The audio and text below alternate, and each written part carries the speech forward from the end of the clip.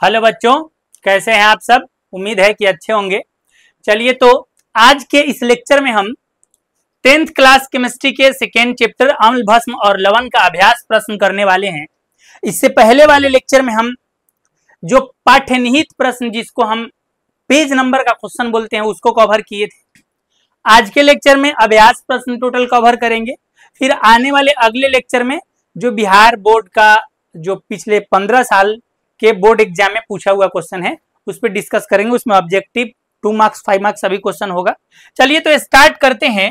और अभ्यास प्रश्न में सबसे पहला जो क्वेश्चन है यहाँ पे देखिएगा, ऑब्जेक्टिव टाइप क्वेश्चन है। अब एक चीज हम पहले आपको बता दें, जब क्वेश्चन आ गया तो पहले बता ही दें कि एनसीईआरटी बुक में 10th क्लास के साइंस के एनसीईआरटी बुक में, वैसे अपने अनुभव से बता दें वो एसएसटी भी हो तो चलेगा, साइंस और एसएसटी के बुक में जो अभ्यास प्रश्न दिया होता है वो बोर्ड एग्जाम में 75% क्वेश्चन अभ्यास प्रश्न से उठा के डालता है। 75% क्वेश्चन वो चाहे ऑब्जेक्टिव हो या 2 मार्क्स वाला हो या 5 मार्क्स वाला हो, अभ्यास प्रश्न से उठा के ही डालता है, बात याद रखना। बाकी 25% क्वेश्चन मतलब कुछ इस लेवल का डालता है, वो मतलब पैटर्न तो सेम होगा, यहाँ तक कि टाइप भी सेम होगा, बस मैंने कुछ चेंजिंग करता है या टॉपिक से उठा के डालता है। अब क्या है कि उसका सोर्स भी चेंज कर देता है, थोड़ा ज्यादा डीप उस पे काम करता है, क्योंकि 75% के बाद डिस्टिंक्शन लगता है। तो मतलब उसके बाद के क्वेश्चन का जो लेवल है, मतलब क्वेश्चन जो बनता है बिहार बोर्ड का वो कई लेवल में बनता है। First level, second level, third level, fourth level करके 4 लेवल में क्वेश्चन पूरा बनता है। उस लेवल का हम स्पेशल बात कर लेंगे कि किस पैटर्न पे किस स्ट्रेटजी के साथ क्वेश्चन बनाया जाता है बिहार बोर्ड द्वारा। फिलहाल मैं अभी ऑब्जेक्टिव टाइप क्वेश्चन ये सब ऐसा ऑब्जेक्टिव देता है अभ्यास प्रश्न वाला कि ये क्वेश्चन तो उठा के पूछ दिया जाता है बस। अब क्या है कि साइंस में लगभग 80 क्वेश्चन पूछा जाएगा, जिसमें 40 आपको बनाना होता है। ऑब्जेक्टिव टाइप क्वेश्चन का बात कर रहे हैं तो उसमें से ये सब आना एकदम आम बात है, आएगा ही आएगा। अब क्वेश्चन क्या है देख लो, कोई विलयन लाल लिटमस को नीला कर देता है। तो सबसे पहले देखना कि लाल को नीला करने वाला, ध्यान से सुन लेना, लाल को नीला करने वाला जो होता है उसका नाम है क्षार। जो क्षार होता है वो लाल लिटमस पत्र को नीला कर देता है, और जो अम्ल होता है, जो अम्ल होता है वो नीला को लाल कर देता है। याद रखना, अम्ल क्या करता है, नीले लिटमस पत्र को लाल कर देता है, और क्षार क्या करता है, लाल लिटमस पत्र को नीला कर देता है। तो क्वेश्चन है कि कोई विलयन लाल लिटमस पत्र को नीला कर देता है, मतलब कि विलयन कैसा है, क्षारीय है। इसका पीएच मान संभवतः क्या होगा, अब जितना भी क्षारीय विलयन है उसका पीएच मान 7 से अधिक होता है। याद रखना, पीएच मान 7 से अधिक होता है। ऑप्शन क्या है, 1, 4, 5, 10। तो ये 3 को तो गलत है, क्योंकि 7 से अगर पीएच मान कम है तो वो अम्लीय प्रकृति का है, और 7 से अधिक क्षारीय प्रकृति का है। विलयन क्षारीय प्रकृति का है तो इसका पीएच मान 10, यही सही आंसर होगा। चलिए दूसरा क्वेश्चन पे अगर बात करें तो दूसरा क्वेश्चन है, कोई विलयन अंडे के पीसे हुए कवच से अभिक्रिया कर एक गैस उत्पन्न करता है। तो आपको जानकारी क्यों बता दें, अंडा का पीसा हुआ जो कवच होता है, अंडा का जो कवच होता है वो कैल्शियम कार्बोनेट होता है। कैल्शियम कार्बोनेट होता है, याद रखिएगा। अंडा का जो कवच होता है वो क्या होता है, कैल्शियम कार्बोनेट का बना होता है। अगला बात कह रहा है कि कोई विलयन अंडे के पीसे हुए कवच से अभिक्रिया कर एक गैस उत्पन्न करता है जो चूने पानी को दूधिया कर देता है। अब यहाँ पे पता नहीं वो विलयन कौन है, हमको पता नहीं है, मान लेते हैं हम ए मान के चल रहे हैं। सुनिएगा, विलयन कौन है हमको पता नहीं था, एक्स मान के चल रहे हैं। अब क्या है कि ये जब इससे अभिक्रिया करता है तो कह रहा है कि एक ऐसा गैस बनाता है ना जो चूने पानी के विलयन को दूधिया कर देता है। तो चूने पानी के विलयन को दूधिया करने वाला जो गैस है उसका नाम है कार्बन डाइऑक्साइड। अब बात ये है, ध्यान से सुनना, हम लोग जब पढ़ रहे थे वहां पे एक बात आपको बताए थे कि जब धातु का कार्बोनेट अम्ल से अभिक्रिया करता है तो कार्बन डाइऑक्साइड बनता है, लवण और जल और कार्बन डाइऑक्साइड बनता है, या धातु का कार्बोनेट भस्म से अभिक्रिया करता है, लवण, जल और कार्बन डाइऑक्साइड बनता है। तो इसमें NaCl ये लवण है नहीं, या तो अम्ल होना चाहिए या भस्म होना चाहिए, तो ये भी नहीं होगा। अब ये HCl, हाँ यही होगा क्योंकि यही अम्ल है। LiCl भी मतलब कि अम्ल या भस्म नहीं है, KCl भी अम्ल या भस्म नहीं है, तो इसका आंसर हो जाएगा HCl। अम्ल इस कैल्शियम कार्बोनेट से अभिक्रिया किया HCl, तो सबसे पहले बनेगा क्या, बता रहा आपको बता देना, सुन लीजिए। सबसे पहले बनेगा कैल्शियम क्लोराइड CaCl2, उसके बाद H2O प्लस कार्बन डाइऑक्साइड। चलिए अगले क्वेश्चन पे अगर बात करेंगे तो अगला क्वेश्चन यहाँ पे ध्यान से देखना। क्वेश्चन है कि 10 ml NaOH का विलयन 8 ml HCl के विलयन से पूर्णतः उदासीन हो जाता है। मतलब कि क्या करें कि NaOH जो क्या है, क्षार है, कितना लें 10 ml लें, और HCl कितना लें तो 8 ml लें। पूर्णतः उदासीन होता है, दोनों को जब मिलाएंगे तो विलयन एकदम उदासीन माने pH मान 7 वाला विलयन प्राप्त होता है। यदि हम NaOH के उसी विलयन को, मतलब NaOH का वही विलयन जो है उसको 20 ml लें, जहां पर 10 ml लिए थे वहां 20 ml लें, और उसे पूर्णतः उदासीन करने के लिए, मतलब कह रहा है 20 ml लें, तो इसे उदासीन करने के लिए HCl के दुगुने विलयन की कितनी मात्रा की आवश्यकता होगी। तो सुनिएगा, जब 10 ml के लिए 8 ml लेना पड़ा है, तो 20 ml के लिए 16 ml लेना पड़ेगा। तो इसका ऑप्शन सही क्या हो जाएगा, 16 ml। उम्मीद है यहाँ तक में कोई प्रॉब्लम नहीं होगा। चलिए अगला हम 4 नंबर ऑब्जेक्टिव क्वेश्चन कर रहे हैं। अभ्यास प्रश्न में स्टार्टिंग के 4 क्वेश्चन ऑब्जेक्टिव का ही दिया है। कह रहा है कि अपच का उपचार करने के लिए निम्न में से किस औषधि का उपयोग किया जाता है। अपच का मतलब ये है कि भोजन नहीं पचता हो या एसिडिटी की अवस्था आ जाए। एसिडिटी की अवस्था आ जाए, मतलब कि ये तब अपच की स्थिति तब उत्पन्न होती है जब अमाशय में अम्ल की मात्रा अधिक स्रावित हो जाती है, मतलब कि अमाशय की अम्लीयता बढ़ जाती है। तो अम्ल को उदासीन करने के लिए हम जो पदार्थ यूज करते हैं उसको एंटासिड कहते हैं, और एंटासिड के रूप में मुख्य रूप से मिल्क ऑफ मैग्नेशिया, जिसका सूत्र MgOH का होल ट्वाइस होता है, इसका उपयोग किया जाता है। तो यहाँ पे एक क्वेश्चन है कि अपच के उपचार के लिए इनमें से किस औषधि का उपयोग किया जाता है, तो इसका आंसर एंटासिड जाएगा, एंटासिड। चलिए आगे बात करें इसके बाद का क्वेश्चन। अब ऑब्जेक्टिव नहीं है, सब्जेक्टिव टाइप क्वेश्चन है। बोला कि निम्न अभिक्रिया के लिए शब्द समीकरण लिखे तथा उसके संतुलित समीकरण लिखिए। तो सबसे पहला कि भाषा दिया, फिर शब्द समीकरण लिखो, फिर उसका संतुलित समीकरण लिखो। तो पहला स्टेटमेंट है कि तनु सल्फ्यूरिक अम्ल दानेदार जिंक के साथ अभिक्रिया करता है। तो सबसे पहले क्या लिखेंगे, तनु सल्फ्यूरिक अम्ल प्लस जिंक अभिक्रिया करता है। तो बोला कि आगे क्या बनाएगा, तो हम आपको बता दें कि सबसे पहले वो सल्फ्यूरिक अम्ल से अभिक्रिया करेगा, पहला पदार्थ बनाएगा जिंक सल्फेट, और उसके साथ बनाएगा हाइड्रोजन गैस। तो ये हो गया इसका कच्ची शब्द समीकरण। अब सम समीकरण के बाद बोला है कि इसका संतुलित रासायनिक समीकरण भी लिखें। अब संतुलित करना था, सल्फ्यूरिक अम्ल का सूत्र होता है H2SO4, और जिंक का सूत्र होता है Zn, और जिंक सल्फेट का सूत्र है ZnSO4, प्लस हाइड्रोजन गैस का सूत्र होगा H2। अब इसको संतुलित करने के लिए बोला था, चेक कर लो, हाइड्रोजन 2, यहाँ भी 2, ऑक्सीजन 4, सल्फर 1, जिंक 1, ये संतुलित है। चलिए इसका दूसरा क्वेश्चन क्या है, इसी में का मतलब पूरा 4 क्वेश्चन दिया हुआ है।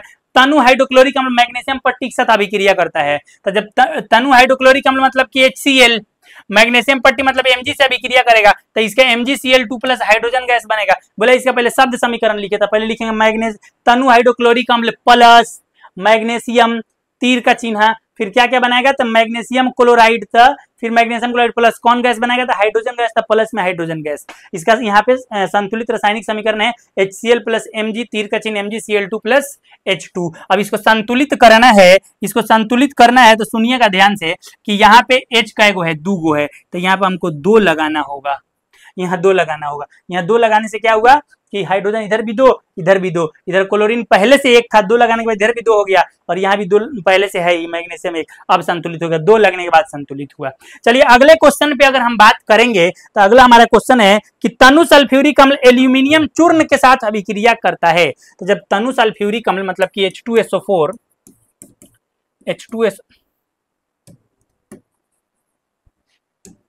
जब तनु सल्फ्यूरिक अम्ल H2SO4 कह रहा है कि एल्यूमिनियम से अभिक्रिया करता है, तो क्या बनाएगा, तो एल्यूमिनियम से अभिक्रिया करने के बाद बनाएगा AlSO4 का होल थराइस प्लस हाइड्रोजन गैस, मतलब एल्यूमिनियम सल्फेट बनाएगा प्लस हाइड्रोजन गैस बनाएगा। अब इसका शब्द समीकरण देख लीजिए, तनु सल्फ्यूरिक अम्ल प्लस एल्यूमिनियम तीर का चिन्ह एल्यूमिनियम सल्फेट प्लस हाइड्रोजन।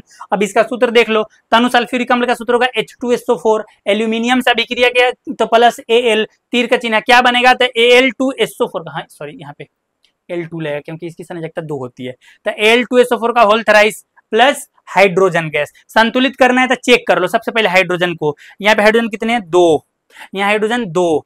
अब क्या है ना, हाइड्रोजन पर ऑक्सीजन को चेक करो, यहाँ 4 3 12, मामला यही फंसेगा। ऑक्सीजन 4 3 12, तो यहाँ भी आपको कितना लगाना होगा, 3 लगाना होगा। जब यहाँ 3 लगाएंगे तो फिर यहाँ पे हाइड्रोजन मतलब क्या होगा, हाइड्रोजन इस कंडीशन में हाइड्रोजन बढ़ेगा। कितना हो गया हाइड्रोजन, 3 दूनी 6, तो यहाँ पे हाइड्रोजन, फिर यहाँ भी 3 आपको लगाना होगा, तो 3 दूनी 6 होगा। अब यहाँ पे ऑक्सीजन कितने, 3 चौका 12, यहाँ भी 4 3 12, ठीक है। सल्फर कितने हो गए, 3, यहाँ भी 3। एल्यूमिनियम यहाँ भी 2 लगाना होगा आपको, यहाँ 2 लगाएंगे तो 2 एल्यूमिनियम इधर और Al2 तो 2 एल्यूमिनियम इधर। अब ये संतुलित हो गया, इसको अब ध्यान से देख लो। चलिए अगले क्वेश्चन पे बात करेंगे। इसका 4 नंबर क्वेश्चन है, तनु हाइड्रोक्लोरिक अम्ल लोहे के रेतन, मतलब कि लोहा का जो डस्ट होता है, लोहा का डस्ट, कहीं पे अगर लोहा काटा जा रहा है तो उसका जो बुरादा गिरता है ना, उसी को बोल रहे हैं रेतन। कर रहा है कि तनु हाइड्रोक्लोरिक अम्ल लोहे के रेतन के साथ अभिक्रिया करता है। तो सिंपल बात है, तनु हाइड्रोक्लोरिक अम्ल प्लस लोहा। अब रेतन नहीं लिखना, लोहा लिखने से काम चल जाता है। तीर का चिन्ह, सबसे पहले क्या होगा, तो इसका लोहा का क्लोराइड बनेगा, हाइड्रोक्लोरिक अम्ल का Cl, इसका लोहा मिलकर लोहा का क्लोराइड बनेगा, प्लस हाइड्रोजन का विस्थापित होगा। फिर अगर इसका सूत्र लिखेंगे तो हाइड्रोक्लोरिक अम्ल का सूत्र HCl और लोहा का सूत्र Fe बनेगा FeCl2, मतलब कि आयरन क्लोराइड प्लस कौन गैस, हाइड्रोजन गैस। अब संतुलित कर लेते हैं जरा। हाइड्रोजन यहाँ पे कितना, 1, इधर कितना 2, तो यहाँ 2 लगाओ। चलो अगला बात सुन लो ध्यान से। अब यहाँ हाइड्रोजन भी 2, उधर भी हाइड्रोजन 2, इधर क्लोरीन जब 2 लगे तो यहाँ भी 2 और यहाँ भी 2, Fe1 संतुलित है। चलिए यहाँ तक में कोई प्रॉब्लम नहीं, उम्मीद है।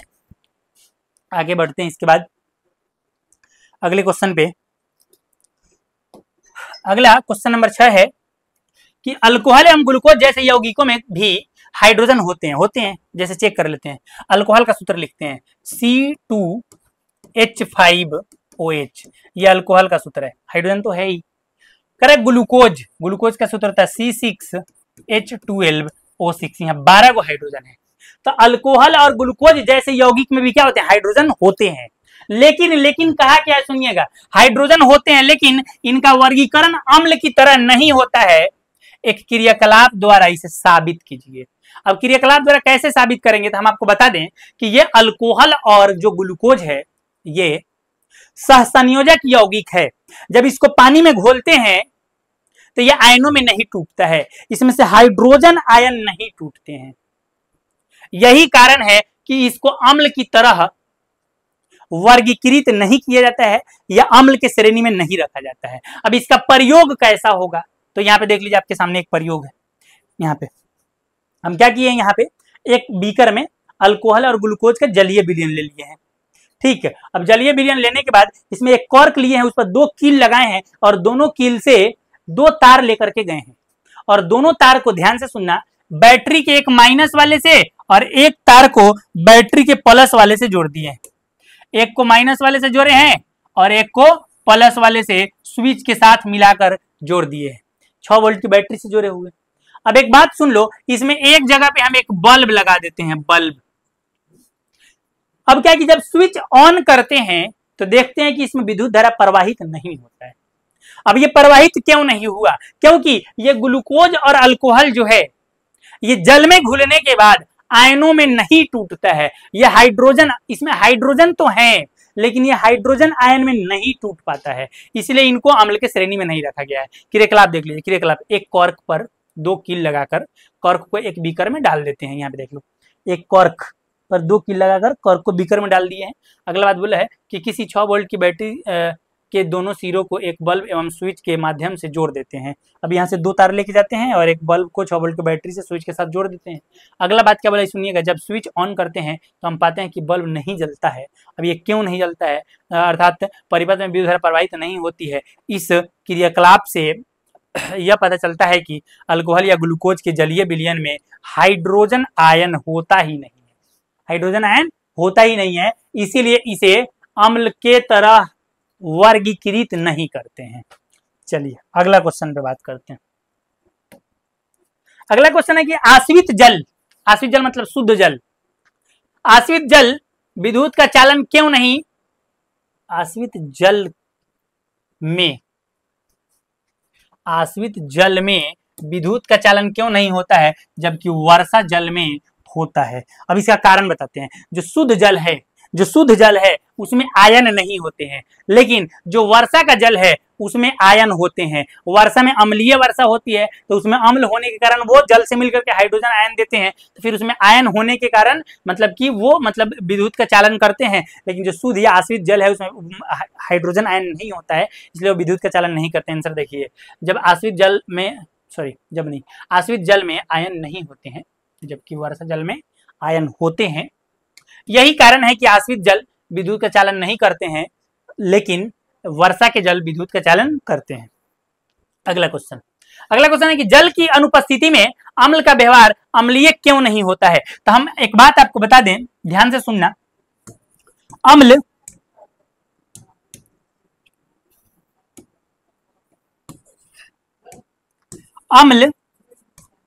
का एक डिफिनेशन है कि अम्ल एक ऐसा पदार्थ है जो जल में घुलने के बाद कौन सा आयन देता है, हाइड्रोजन आयन देता है। तो हमारा ध्यान से सुनना बात को कि ये अम्ल जो है ना, वो जब जल में घुलेगा तब अपना पहचान देगा, तब अपने अम्लीय गुण को प्रदर्शित करेगा, तो अगर अम्ल को जल नहीं मिले तो वो अपने अम्लीय गुण को प्रदर्शित नहीं कर पाएगा, क्योंकि वो आयन में ही नहीं टूट पाता है। ठीक, अब यहाँ पे क्वेश्चन क्या है ये सुनिए, जल की अनुपस्थिति में अम्ल का व्यवहार अम्लीय क्यों नहीं होता है। तो इसका मेन कारण इतने है कि जल की अनुपस्थिति में अम्ल जो है वो हाइड्रोजन आयन में नहीं टूट पाता है या हाइड्रोजन आयन नहीं देता है। तो यहाँ डिफिनेशन सुन, भले आंसर सुनिएगा, जल की अनुपस्थिति में अम्ल आयनों में नहीं टूट पाता है, यही कारण है कि जल की अनुपस्थिति में अम्ल का व्यवहार अम्लीय नहीं होता है। एकदम सरल भाषा में आसान आंसर है, आप देख सकते हैं। चलिए अगला क्वेश्चन पे हम बात करेंगे। अगला हमारा क्वेश्चन है यहाँ पे 5 बिलियन ABCD को जब सार्वत्रिक सूचक, मतलब जिसको हम यूनिवर्सल इंडिकेटर के नाम से जानते हैं, से जांच की जाती है तो पीएच के मान क्रमशः 4, 1, 11, 7 एवं 9 प्राप्त होते हैं। अब क्वेश्चन है कि कौन सा बिलियन, पहला क्वेश्चन है कि उदासीन है इसमें से, और कौन सा बिलियन प्रबल है, कौन सा बिलियन अम्लीय है, कौन सा बिलियन दुर्बल प्रबल अम्लीय है, कौन सा बिलियन दुर्बल अम्लीय है। पीएच मानों को हाइड्रोजन आयन की सांद्रता के आरोही क्रम में व्यवस्थित कीजिए। Billion C, billion D, billion B, billion A और बिलियन ई। तो सबसे पहला बात यह है कि बिलियन दिए हुआ है, इसको आरोही क्रम में सजाना है। क्वेश्चन कितने हैं, 1, 2, 3, 4 क्वेश्चन है, इसके बेस पे हम अब बात करेंगे आगे। तो सबसे पहले हम एक चीज आपको बताना चाहेंगे, यहाँ पे देखिएगा ध्यान से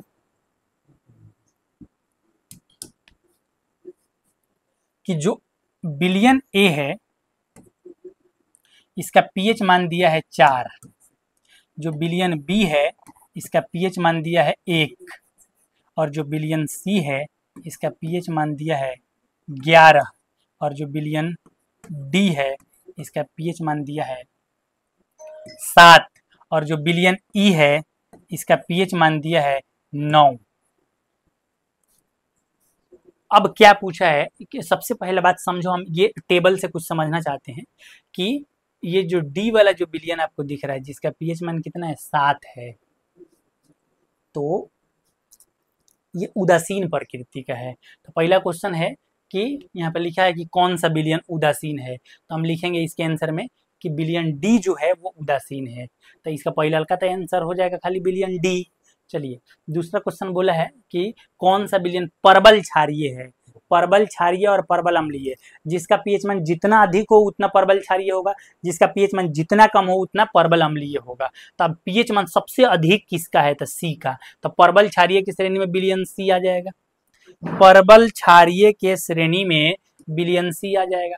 कह रहा है कि प्रबल अम्लीय कौन है, तो यहाँ प्रबल अम्लीय सबसे कम पीएच मान 1 है और ये किसका, बी का है, तो प्रबल अम्लीय के श्रेणी में बिलियन बी आ जाएगा। अगला क्वेश्चन है कि दुर्बल अम्लीय कौन है। अब अम्लीय का बात करें तो पीएच मान 7 से कम में होता है, तो 7 से कम में एगो 1 है एगो 4 है, तो 1 को प्रबल अम्लीय कहेंगे और 4 को दुर्बल, 4 ए वाला है, तो इसका आंसर ए हो जाएगा। अब अगला क्वेश्चन है कि पीएच के मानों को हाइड्रोजन आयन की सांद्रता के आरोही क्रम में, आरोही मतलब बढ़ते क्रम में सजाइए। तो हाइड्रोजन आयन की सांद्रता जिसका पीएच मान सबसे कम हो उसमें हाइड्रोजन आयन की सांद्रता सबसे अधिक होती है, तो सबसे कम का अगर बात करें तो बी हो जाएगा, और ग्रेटर देन लगाइए, उसके बाद कितना 4 वाला है तो फिर ए हो जाएगा, फिर ग्रेटर देन लगाए, बढ़ते क्रम में बोला, सॉरी, हाइड्रोजन आयन की बढ़ते क्रम में, आरोही क्रम में, बढ़ते क्रम में बोला, सॉरी, बढ़ते क्रम में, बढ़ते क्रम का मतलब कि कम से लेके जाओ, तो सबसे अधिक पीएच मान वाला तो सी होगा, और उसके बाद बढ़ते के बाद है तो फिर ई होगा। हम किसका बढ़ते क्रम लिख रहे हैं,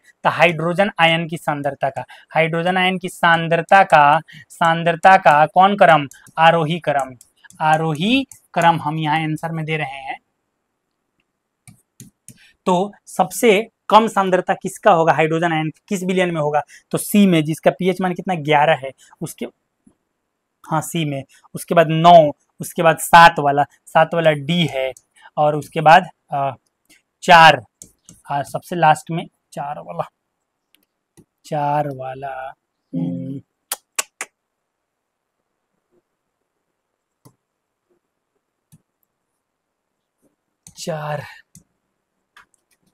वाला कौन है, ए है, और उससे सबसे अधिक सांद्रता बी वाला का है। चलिए ये आंसर होगा आपका लास्ट वाले का, ठीक है। चलिए यहाँ तक में उम्मीद है कि कोई प्रॉब्लम नहीं होगा, सभी क्वेश्चन का आंसर क्लियर हो गया। अगले हम इसके बाद वाले क्वेश्चन पे अगर बात, चलिए उम्मीद है कि यहाँ तक में कोई प्रॉब्लम नहीं होगा। अच्छा, एक यहाँ पे बात दिया है कि ए का सी, बी का डी और सी का बी, और डी वाला जो क्वेश्चन है उसका ए लिखा है। तो हम आपको बता देंगे, हम यहाँ पे आंसर लिख दिए हैं, तुम यहाँ से देख लेना। इसको हटा देते हैं, रुक जाओ, इसको हटा देते हैं, इसके आंसर को ही हटा देते हैं।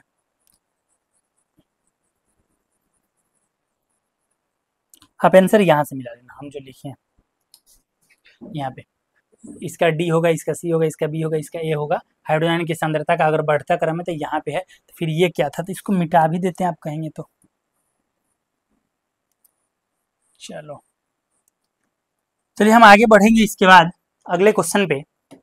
अगला हमारा क्वेश्चन है 10 नंबर, सुनिएगा। प्रश्नावली ए एवं बी में समान लंबाई की मैग्नीशियम पट्टी लीजिए, मतलब मान लेते हैं दोनों 5-5 सेंटीमीटर का ले लिए, और दो प्रश्नावली में 2 मतलब मैग्नीशियम रिबन लीजिए। प्रश्नावली ए में हाइड्रोक्लोरिक अम्ल तथा प्रश्नावली बी में एसिटिक अम्ल डालिए, दोनों अम्लों की मात्रा तथा सांद्रता समान हो तो किस प्रश्नावली में अधिक तेजी से बुदबुदाहट होगी। तो सबसे पहला बात क्या है कि यहाँ HCl जो है एक प्रबल अम्ल है और एसिटिक अम्ल दुर्बल अम्ल है। तो जो प्रबल अम्ल है उसमें बुदबुदाहट तेजी से होगी, और जो दुर्बल अम्ल है उसमें बुदबुदाहट मतलब उसकी अपेक्षा स्लो होगी। अब क्वेश्चन क्या है, यहाँ पे लिखा भी आंसर, इसे सुन लो। HCl एक प्रबल अम्ल है, इसलिए प्रश्नावली ए में तेजी से हाइड्रोजन गैस निकलने के कारण तेजी से बुदबुदाहट होगी, सिंपल बात है। लेकिन जो CH3COOH जो है, जिसको हम एसिटिक अम्ल कह रहे हैं, मतलब इसमें हाइड्रोजन ये पूर्णतः आयनीकृत होगा ही नहीं, अंशतः आयनीकृत होगा, और दुर्बल है तो इसमें तेजी से हाइड्रोजन गैस नहीं बन के निकलेगा। इससे अभिक्रिया करने के बाद, मतलब मैग्नीशियम धातु से, देखो पूरा कंसेप्ट समझो क्या है। देखो सबसे पहले बात, मैग्नीशियम एक धातु है। अब मैग्नीशियम एक धातु है तो ये किससे अभिक्रिया कर रहा था, एक बार इसको अभिक्रिया करना है HCl से, और इसी मैग्नीशियम को एक बार अभिक्रिया करना है CH3 और COOH से। अब क्या है ना, ध्यान से सुनना अच्छे से बात को, कि इसमें आगे होगा क्या समझना। तो इसमें आगे ये होगा कि जब ये मैग्नीशियम HCl से अभिक्रिया करेगा तो ये प्रबल अम्ल होने के कारण यहाँ पूर्णतः आयनीकृत होगा, और मतलब कि यहाँ पे अधिक मात्रा में हाइड्रोजन गैस बनेगा और तेजी से बनेगा। जब तेजी से बनेगा तो ये हाइड्रोजन गैस जब बन के निकलता है तो वहाँ बुदबुदाहट होता है, और यहाँ पे स्लो होगा। यहाँ पे हाइड्रोजन गैस निकलेगा लेकिन स्लो, तो यहाँ पे बुदबुदाहट तेजी से नहीं होगा। बस यही कंसेप्ट है इसका, और कुछ है नहीं, वैसे देख लीजिए आप।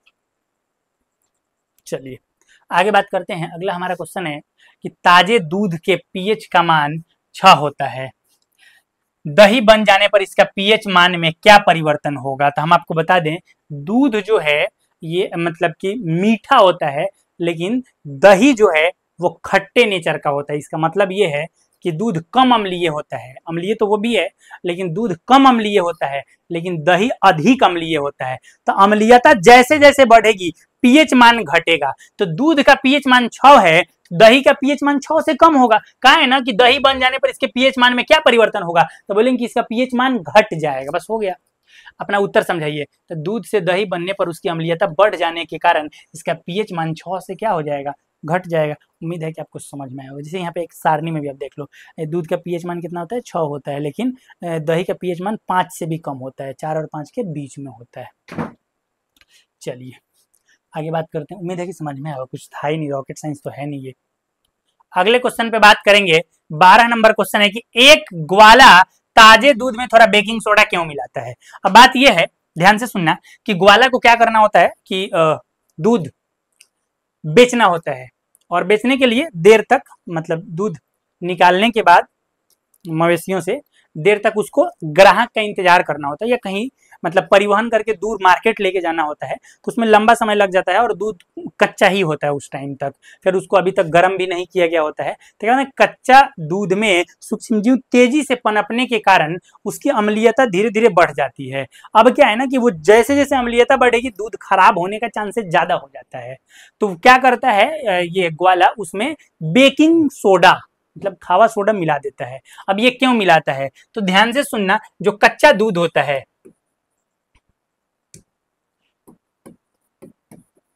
कच्चा दूध जो होता है वो अम्लीय नेचर का होता है।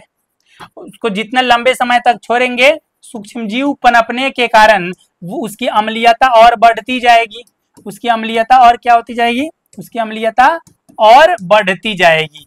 समय के साथ साथ कच्चे दूध की अम्लीयता और क्या होती जाती है, बढ़ते जाती है, और अंततः दूध क्या हो जाएगा, तो खराब हो जाएगा। समझे? तो अब क्या है ना कि ये अम्लीयता बढ़ जाती है, बढ़ती जाती है, इसको रोकने के लिए हम क्या करते हैं, उसमें बेकिंग सोडा मिलाते हैं। ये क्यों मिलाते हैं, तो ये सबसे पहले बात, बेकिंग सोडा जो है मतलब दूध में मिलाने के बाद किसी प्रकार का कोई हानि नहीं होता है, और फायदा ये हो जाता है कि ये क्षारीय नेचर का है। अब ये क्षारीय नेचर के होने के कारण कच्चा दूध के अम्लीय नेचर से अभिक्रिया करके और उसके पीएच मान को घटा देता है, मतलब उसकी उदासीनता को बढ़ा देता है, उसके पीएच मान को कम कर, सॉरी घटा देता है नहीं, उसके पीएच मान को बढ़ा देता है। और देखो कच्चा दूध का पीएच मान कितना होता है, 6 होता है, जब इसमें क्षार मिला दोगे तो पीएच मान को 7 तक लेके चला जाएगा, उदासीन बना देगा, तो दूध जल्दी खराब नहीं होगा, देर तक उसको सुरक्षित रखा जा सकता है। तो आंसर लिखा है ताजा दूध के पीएच के मान को 6 से बदलकर थोड़ा क्षारीय क्यों बनाया जाता है।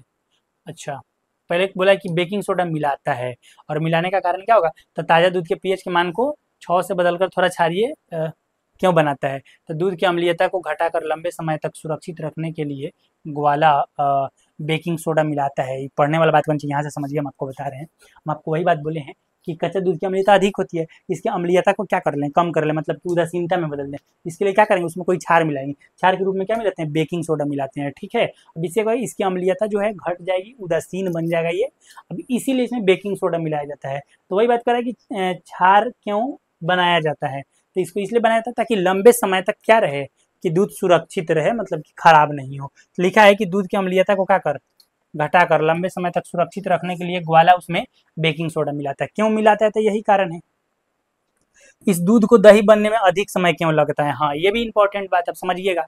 देखिए पहले पीएच मान 6 था, तो अब क्या है ना कि धीरे धीरे घट के 5.5 के आसपास आ जाएगा, तो फिर दही में बदल जाएगा। लेकिन जब इसमें बेकिंग सोडा मिला दिए हैं तब पीएच मान 6 से बढ़ के 7 चला गया, अब उदासीन हो गया। तो पहले 6 से 5 पर आना था, अब 7 से 5 पर आना है, तो मतलब कि अब उदासीन हो गया है, तो उसको अम्लीय बनने में और ज्यादा समय लगता है। यही कारण है, आंसर देख लीजिए, इस दूध की अम्लीयता कम हो जाने के कारण दही बनने में अधिक समय लगता है। बस इतने बात है, बाकी कुछ है नहीं इसमें। चलिए, उम्मीद है कि समझ में आया होगा। हम अगले क्वेश्चन पे बात करें। अगला क्वेश्चन है कि प्लास्टर ऑफ पेरिस को आर्द्ररोधी बर्तन में क्यों रखा जाना चाहिए, इसकी व्याख्या करें। तो प्लास्टर ऑफ पेरिस जो है, पीओपी, प्लास्टर ऑफ पेरिस जो है, जब मतलब कि नमी या जल से अभिक्रिया करता है तो जिप्सम में बदल जाता है, जिप्सम में, जिप्सम में बदल जाता है। जिप्सम एक क्या है, कठोर पदार्थ है, कठोर पदार्थ है। अब ध्यान से सुना, यही जिप्सम से क्या बनता है, प्लास्टर ऑफ पेरिस बनता है, जल के अणु को बाहर निकाल करके। फिर क्या है ना कि प्लास्टर ऑफ पेरिस को अगर अच्छा से आप मतलब कि नमी मुक्त या नमी से हटा करके नहीं रखिएगा, सूखे बर्तनों में नहीं रखिएगा, प्लास्टिक में पैक करके नहीं रखिएगा, तो नमी से अभिक्रिया करेगा, फिर वो टाइट हो जाएगा। जैसे सीमेंट में हवा हुआ लगने पर, पानी उनी लगने पर क्या होता है, टाइट, उसी तरह से ये भी होता है पीओपी। जब उसमें मतलब कि जल का अणु मतलब वो नमी से अभिक्रिया करेगा भाई, तो कठोर पदार्थ जिसका नाम है जिप्सम उसमें बदल जाएगा। इसलिए इसको आर्द्र, यहाँ देख लो, आर्द्ररोधी, आर्द्ररोधी का मतलब है कि नमी नहीं होना चाहिए, सूखे बर्तनों में पैक करके रखते हैं। तो यहाँ आंसर है कि प्लास्टर ऑफ पेरिस तुरंत जल से अभिक्रिया करके जिप्सम नामक कठोर पदार्थ में बदल जाता है। यही कारण है कि इसे आर्द्ररोधी बर्तनों में रखा जाता है। चलिए देख लीजिए, कोई प्रॉब्लम नहीं होना चाहिए, आगे बात करते हैं। चलिए अगला हमारा क्वेश्चन है 14 नंबर, उदासीनीकरण अभिक्रिया क्या है, 2 उदाहरण दीजिए। तो डिफिनेशन होता है कि ऐसी रासायनिक अभिक्रिया जिसमें अम्ल और भस्म परस्पर अभिक्रिया करके लवण और जल का निर्माण करते हैं उसे उदासीनीकरण अभिक्रिया कहते हैं। मतलब सिंपल बात है ना कि जब भी अम्ल और भस्म परस्पर अभिक्रिया करेंगे तो फिर लवण और जल बनेगा, इसी अभिक्रिया को उदासीनीकरण अभिक्रिया कहते हैं। डिफिनेशन भी ऐसी रासायनिक अभिक्रिया जिसमें अम्ल और भस्म परस्पर अभिक्रिया करके लवण और जल बनाते हैं उसे उदासीनीकरण अभिक्रिया कहते हैं। जैसे पहला क्वेश्चन एग्जाम्पल है HCl प्लस NaOH। HCl क्या है? अम्ल है। NaOH क्या है? भस्म है। अभिक्रिया करता था NaCl नमक और H2O जल बनता है, तो लवण और जल बनता है, तो ये उदासीनीकरण अभिक्रिया। HNO3 एक अम्ल है, फिर NaOH क्या? एक भस्म है, परस्पर अभिक्रिया करेगा तो NaNO3 लवण और प्लस जल बनाएगा, ये भी उदासीनीकरण अभिक्रिया है। चलिए, उम्मीद है कि यहाँ तक में कोई दिक्कत। उदासीनीकरण अभिक्रिया और 2 उदाहरण पूछा था और ये टॉपिक में भी आया होगा। अगला और लास्ट क्वेश्चन है ये कि धोने के सोडा एवं बेकिंग सोडा के दो प्रमुख उपयोग बताएं। तो धोने के सोडा का सबसे पहला उपयोग है घरों की साफ सफाई के लिए, बोरेक्स उत्पादन के लिए, बस इतना पीछे भी हम किए हुए हैं टॉपिक में। बेकिंग सोडा का उपयोग क्या है? तो बेकिंग सोडा का उपयोग जो है परोठे और केक बनाने में और बेकिंग पाउडर बनाने में किया जाता है। बस यही सब क्वेश्चन था आज ये इस लेक्चर में, इतना ही तक। फिर हम अगले लेक्चर में कुछ नया टॉपिक लेके आने वाले हैं। आपको थोड़ा सा बात बता दें कि क्या क्या पढ़ाई हो गया है। तो आपको जानकारी के लिए हम सबसे पहले बता दें, जानकारी के लिए पहले बताने वाला बात यह है कि अभी तक हम लोग क्लास 10th का केमिस्ट्री में पहला चैप्टर जिसका नाम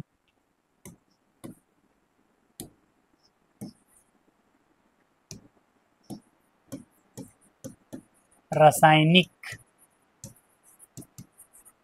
अभिक्रियाएं एवं समीकरण है, ये कर चुके हैं। फिर और यही नहीं किए हैं, और सुनिए, इसका अभ्यास प्रश्न भी कर लिए हैं। अभ्यास प्रश्न के साथ साथ इसका जो पेज नंबर वाला क्वेश्चन है, पेज नंबर वाला क्वेश्चन भी कर लिए हैं। उसके बाद इसका मतलब 15 साल का जो ऑब्जेक्टिव क्वेश्चन है, कितना साल का?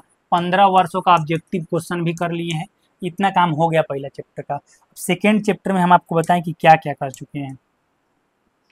तो सेकेंड चैप्टर में हम लोग क्या क्या किए हैं। तो पहले चैप्टर का नाम है सेकेंड का अम्ल, भस्म एवं लवण। अब अम्ल, भस्म एवं लवण वाले चैप्टर में हम लोग सबसे पहले टॉपिक पूरा कर चुके हैं। इसका पेज नंबर वाला क्वेश्चन भी कर लिए हैं। इसका पेज नंबर का पूरा क्वेश्चन कर लिए हैं। अभ्यास प्रश्न भी कर लिए हैं। अब अभ्यास प्रश्न कर चुके हैं, बचा क्या है इसमें? तो इसमें बचा हुआ है क्वेश्चन बैंक। अब ये क्वेश्चन बैंक बचा हुआ है, तो अगले लेक्चर से पूरा कोशिश रहेगा कि क्वेश्चन बैंक लेके आया जाए और बाकी अगले टॉपिक पे डिस्कस किया जाए। चलिए, बहुत बहुत धन्यवाद जुड़े रहने के लिए। फिर मिलते हैं अगले लेक्चर में। Best of luck.